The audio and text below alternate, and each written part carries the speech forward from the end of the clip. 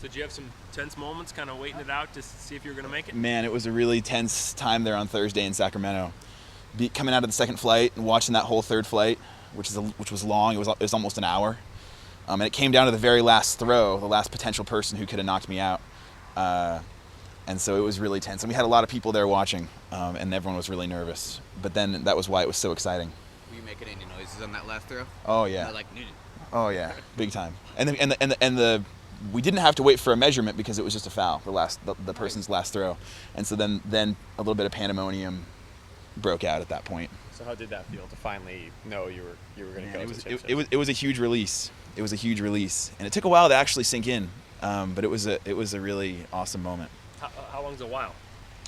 You know, most of the meet. You know, we were sitting watching the rest of the meet, and we were having so many qualifiers, and then I'd be sitting around thinking, you know what, I'm actually going too.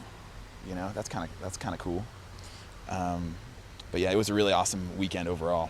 We have 5 throwers. 5 throwers total, 3 men, 2 women. Yeah. So what's that like as a group? It feels great. It feels great because, you know, we've had, last year was kind of a down year for us at Pac-12s and at regionals. We only had 2 qualifiers overall. And we made it a goal to get more we'll get more points at Pac-12s, which we did, and then get more qualifiers, which we did also.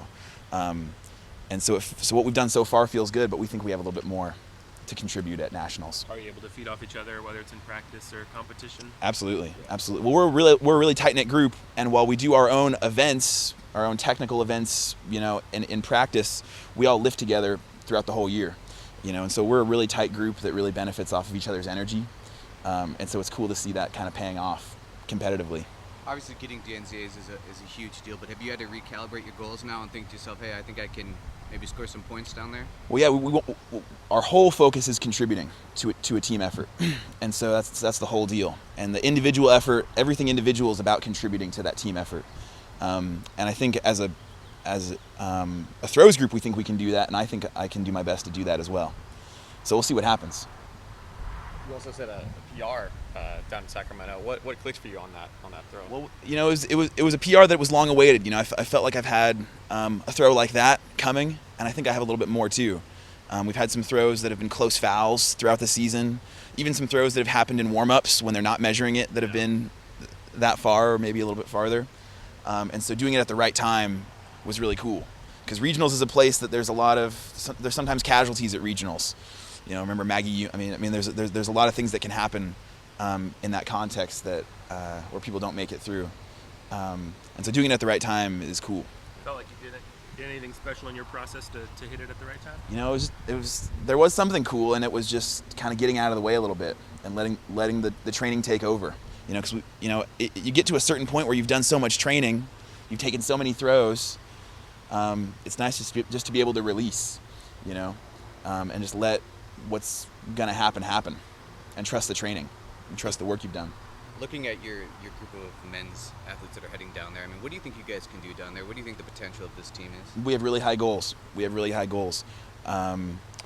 think that we're in position to do really well and succeed.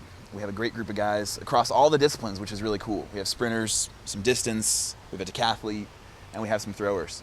And so if we go and do what we know how to do, the result's going to pay it. The result's going to be just fine, and it'll take care of itself.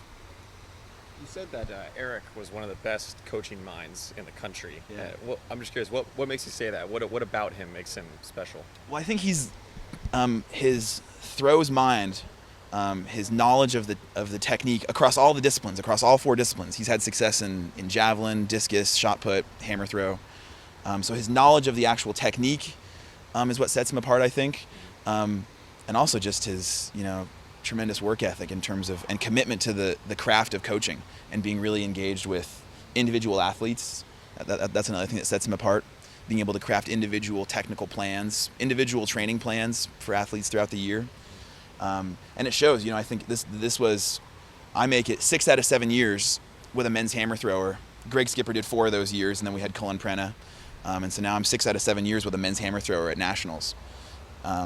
So it's paying off. His work's paying off.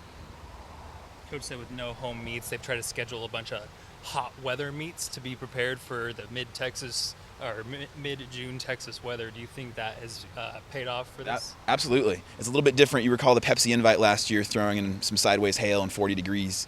And so throwing at meets like Arizona State, Mount Sac, Long Beach, even Sacramento was a little bit of a practice for that. I think it will pay off because it is going to be cooking down there. But we're excited for that.